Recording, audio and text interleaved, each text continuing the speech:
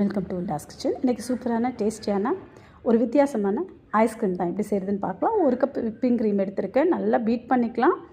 Stiff peak வர வரைக்கும் நல்லா பீட் பண்ணிக்கலாம். ஒரு 15 பலாசோட எடுத்து நம்ம நல்லா மிக்சியில் ஒரு பேஸ்ட் போல் அரைச்சி எடுத்துக்கலாம்.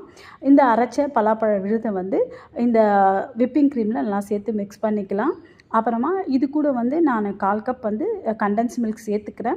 உங்கள்கிட்ட கண்டென்ஸ் மில்க் இல்லைன்னா சர்க்கரை எப்படி டேஸ்ட்டுக்கு ஏற்ற மாதிரி சேர்த்துக்கோங்க. ஒரு பாத்திரத்தில் இந்த ஐஸ்கிரீம்லாம் சேர்த்துக்கிறேன்.